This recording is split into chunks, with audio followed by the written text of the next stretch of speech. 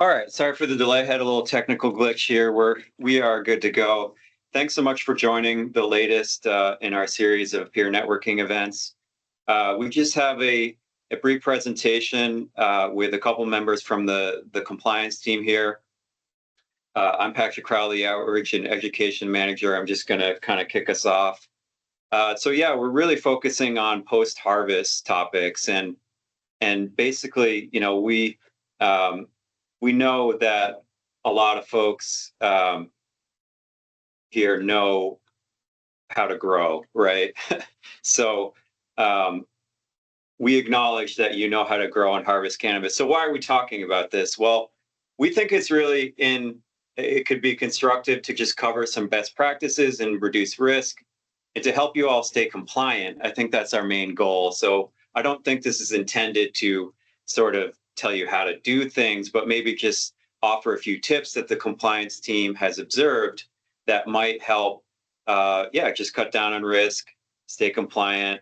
So we'll get into a few different topics.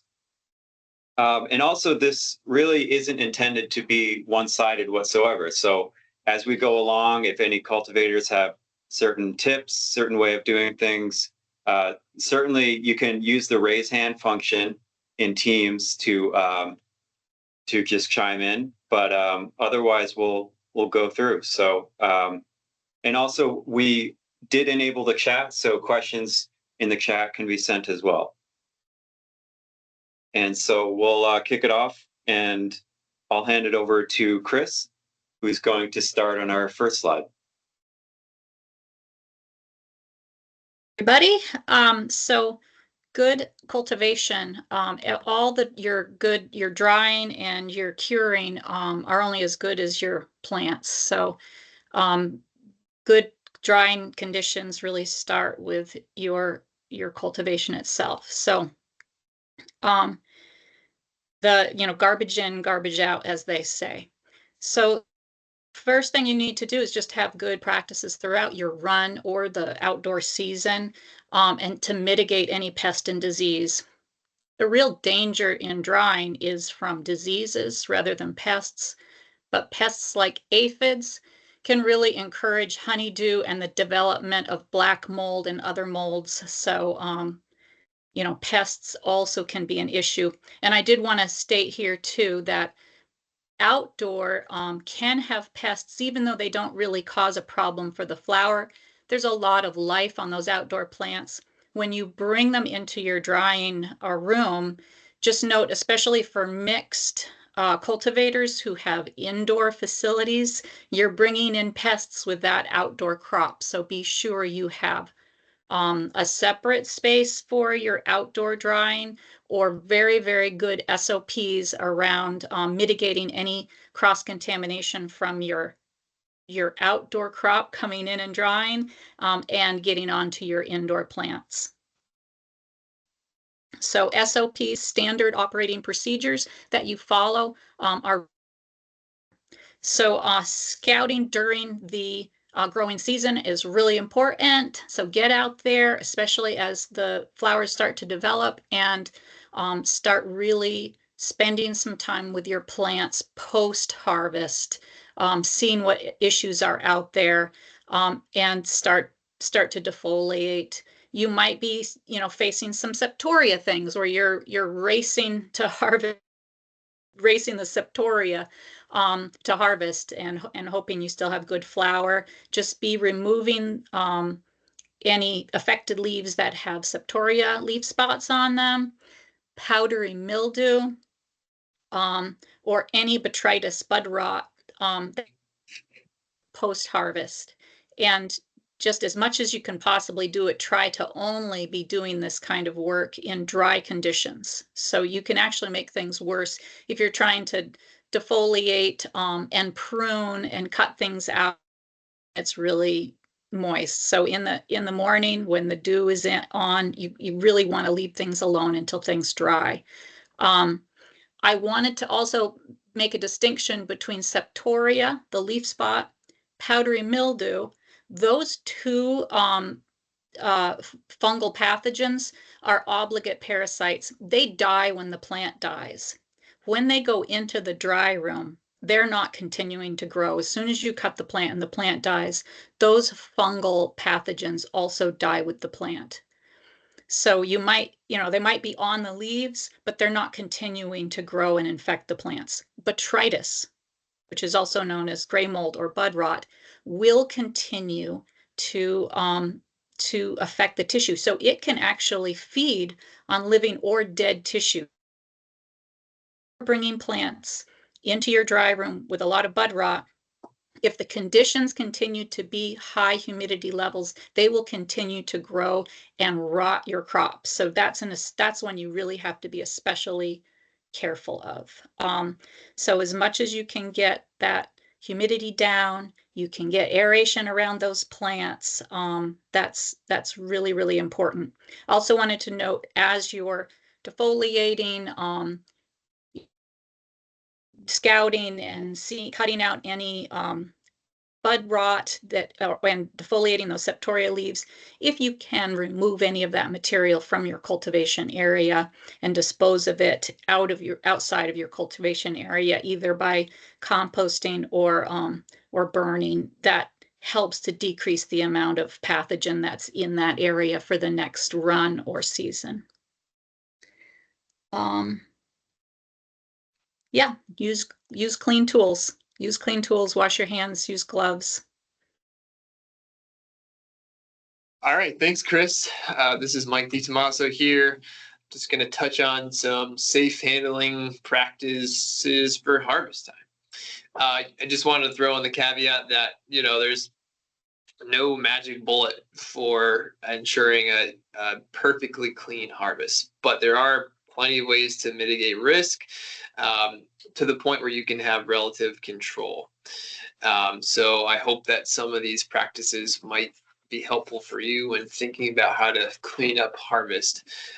Just to kind of piggyback off of what Chris was mentioning, definitely before harvesting, your harvest day or your scheduled harvest, great first step is to visually inspect all of your plants to the best of your ability. To look for mold contamination such as botrytis. As Chris mentioned, that will continue to spread in your dry room. So removing that material before you're bringing any harvest in will greatly increase chances for success in the dry room. Keep the process clean. Wash your hands, sterilize all of your harvest equipment, your scissors, before and during harvest. I think it's a good practice to change gloves frequently, sanitize your harvest equipment, potentially even per cultivar if your lots are big enough. That could be an effective way to mitigate pathogen spread during harvest time. Plants should also be defoliated before bringing indoors. You want to get as much material as you can off of those plants before you're bringing them inside, for a number of reasons. But the more mass and material you're bringing into the dry room, it contributes to the amount of humidity and potential airflow issues that you'll have once bringing indoors. It's also important to make sure your dry room is clean before bringing drying plants in there. And then keep the process organized, have dedicated tools for the process, and of course, keeping pets out of it. We all know that everyone loves their dogs, but keeping dogs out of the dry room, out of your cultivation area as much as possible is also going to help keep the process clean. I'll also touch on some drying method best practices. Again, sanitize the dry room before bringing any plants in there, making sure that plant debris is removed. There's no leaf scraps or anything from previous harvests. You're using some sort of sanitizer to really make that room clean. And make sure that dedicated harvest and drying equipment is clean. Um, you know, doing things like, making sure that your drying racks are clean can be really helpful. Removing any dust from the room. Another big thing I want to mention before I talk about drying in open air is, if at all possible, um, avoid using your cultivation area for drying. Um, that's just a great way to um, continue the life cycle of any potential pests that you have. Um, unless you're really cleaning that environment, you're just increasing the chances of having a less successful harvest. Um, Another thing we talk about a lot is um, is drying in open air environments such as a barn. I know there are plenty of folks out there that utilize this practice. They're basically utilizing the tools that they have, the environments that they have.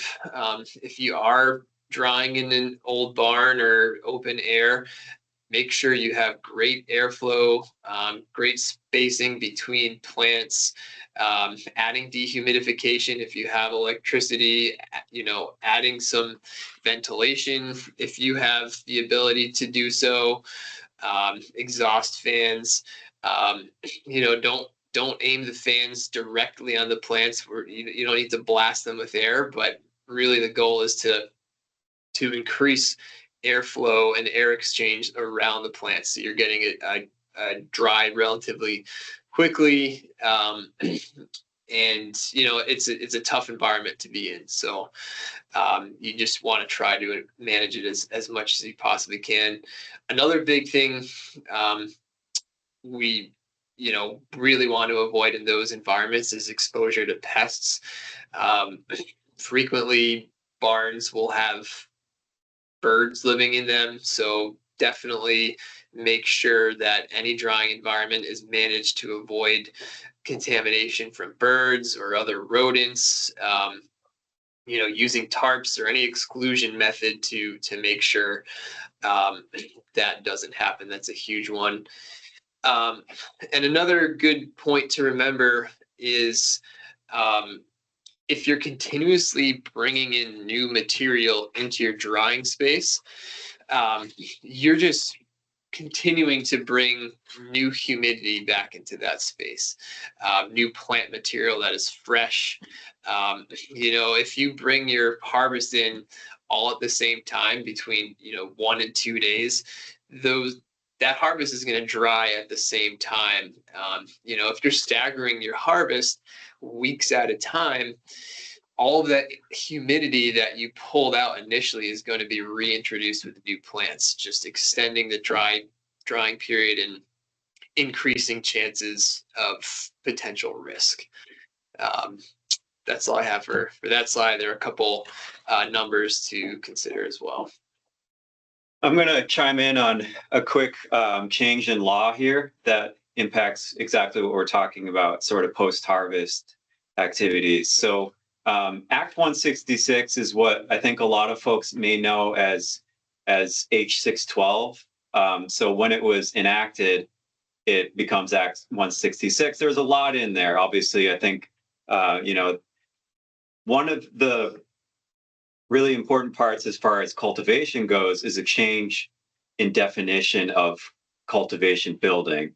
So basically what that means is, before this change in law, any buildings that were used for, the cultivation for outdoor cultivators was considered a public building. And as such, it was required to meet the requirements of the Division of Fire Safety. So that's a valid certificate of occupancy.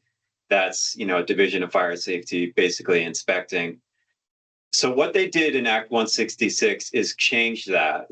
And this is only for outdoor cultivators. And I should clarify that this is, and it doesn't apply to mix. So if you're mixed and you have an indoor, this definition is only to strictly outdoor cultivators. So a building that is used in the outdoor cultivation of cannabis with fewer than the equivalent of 10 full-time employees who are not family members and who do not work more than 26 weeks a year. So that includes some of these, what we might think of sort of agricultural outbuildings. This gives cultivators a lot more options for harvest. But we wanted to stress that while we think this is great news for outdoor cultivators who want to use those spaces for things like drying, curing, and trimming, you should still use good sanitation and safety because that'll just reduce your risk of contamination. So the example we use here is like a hayloft. That's probably the most common thing that maybe folks are thinking of. Well, if the hayloft isn't, totally properly sealed and sort of made to be a dry room, that might be a challenging environment for drying and obviously things that Chris and Mike have already kind of reviewed. So if you have any questions about this change in law, you are welcome to reach out to your compliance agent and we can sort of talk maybe more one-on-one on whether this changes things for the outdoor cultivators.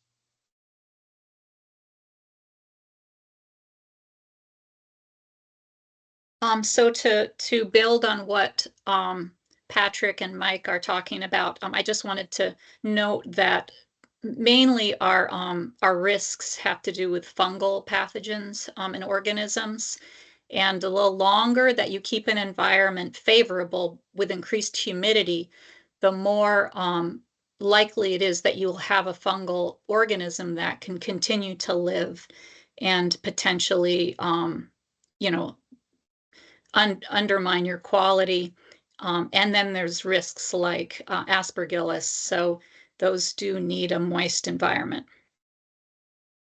Really, we're trying to get our relative humidity under 60%. If you don't have hygrometers, even the cheap little battery operated hygrometers, you really should get tools to measure your humidity. Many of you have invested some good money in good tools and really know what your environment looks like. But if you have you want to start someplace, just go and get a bunch of battery operated hygrometers and move them around the room. The environment right next to your flower might be completely different humidity than the corner of the room. So you really want to monitor this well as your plants are drying. So if you have really low humidity environments, that's also something to monitor. Too hot and dry will dry down things really quickly and can lower your quality, can volatilize those terpenes. So that's another thing. You want to go kind of low and slow. Um, in a really dry environment, you also can have bud that seems crispy on the outside, but the stems have not fully dried. So you think you're dry, but you're not because different parts of the plants dry at different rates. So you really want to pay attention to good air movement, as was noted, is really important. You got to get that, have really good aeration around the whole of your room. So be in that dry room. Really, really note where you have any dead air spaces and be sure you're scouting. The right sizing your dry room to your crop is really important. Whole plant hanging takes up a lot of room. So if you find that your harvest is too big for your dry room, you really want to break these things down so that you can have material in that room that has space around it. Also, making your equipment, if you have environmental equipment in that room, that you are cleaning that environmental equipment on a regular basis.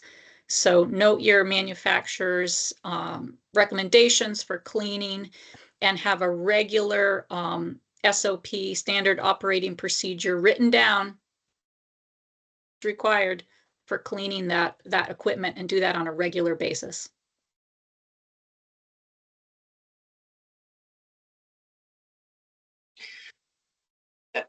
Thanks.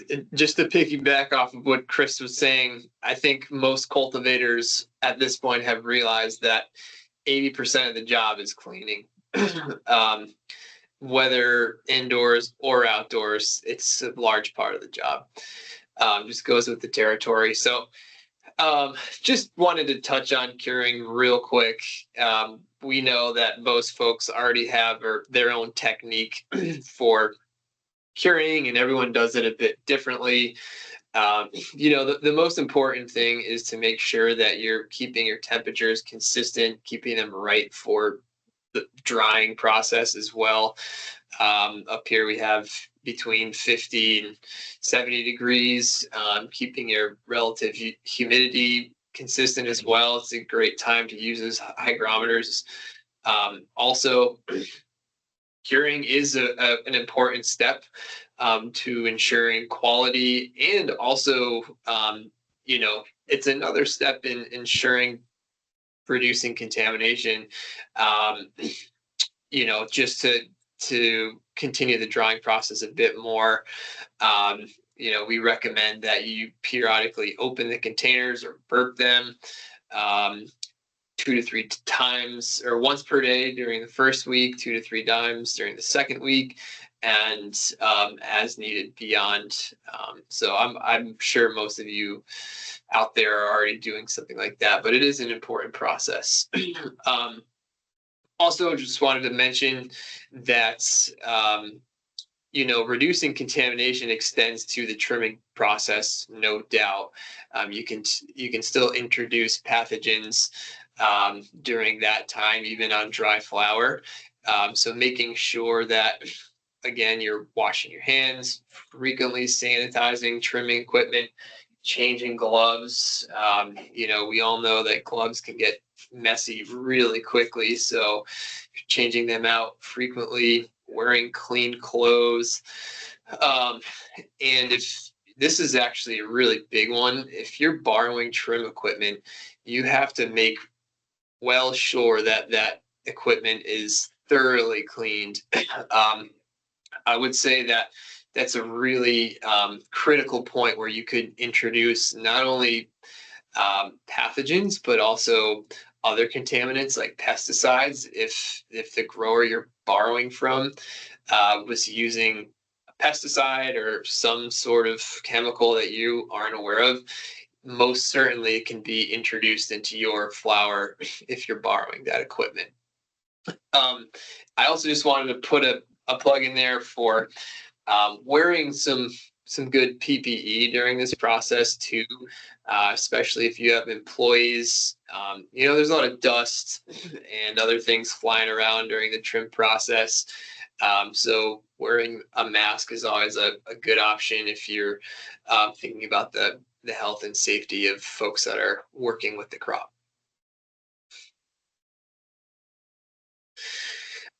We just thought this was an interesting slide to look at. I think it more for quality purposes really goes to show how much cannabinoid and THC loss happens in a brief period of time.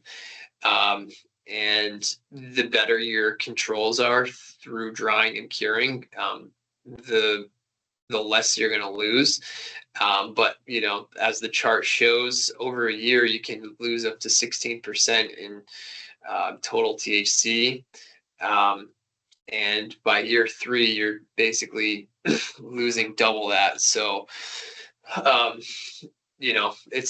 it's an agricultural commodity just like any other agricultural commodity, and the longer it sits around, the quality is going to reduce.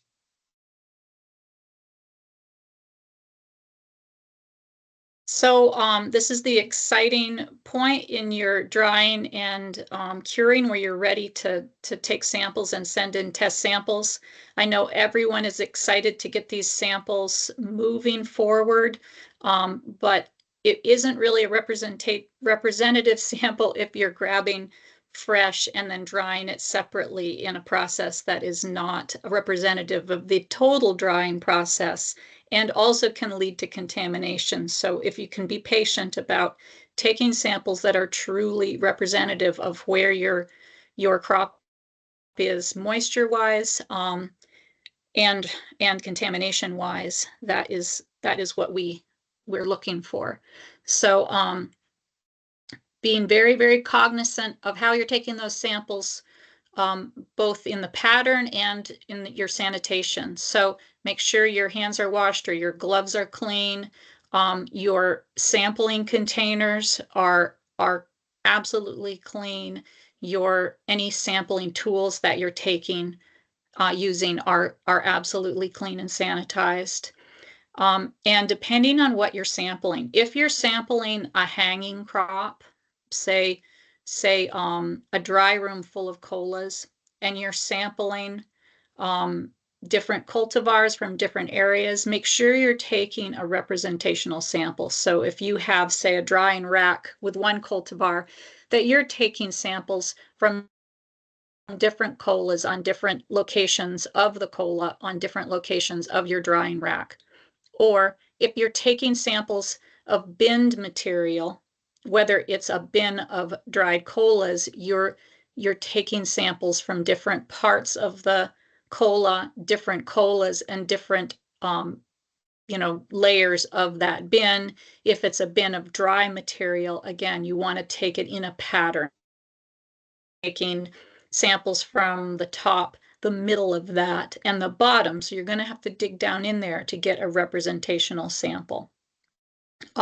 Those samples should be stored away from moisture and taken to the lab ASAP. It's very easy for ambient moisture to get into those samples, even in a plastic bag. So say you know that it's good and dry. You have your hygrometers, but you're driving that sample to the lab for a couple of hours in the pouring rain. Even that can increase the humidity in. So if you are coming close to that water activity 0.65 level, or you're failing that on a regular basis, really pay attention to your procedures, pay attention to your dry room. You may want to adjust something if you're really close or failing those water activity tests. And oh yeah, I did want to just put a plug in here for pre-roll samples. When you're sending in your potency, especially, or your whole panel for a pre-roll, be sure you're sending in the whole pre-roll, that it's wrapped. So an infused pre-roll or a regular pre-roll that you're getting a test on should be delivered to the lab as a pre-roll. They need that whole pre-roll to test, and I just wanted to just note that right here.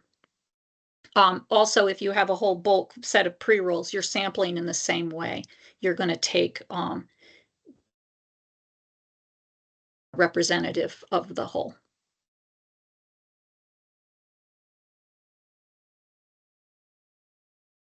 That is the end of what we had prepared. If there are any questions, if you're on the phone, you can press *6 to unmute yourself.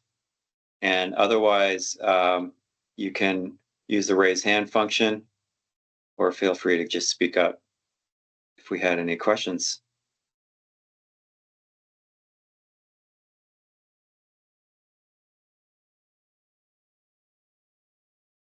None at all. Well, we will end it here. This will go up on our YouTube page as well, which folks can watch at a later date. We thank you for taking some time out of your Monday morning. And yeah, have a great week. Thank you.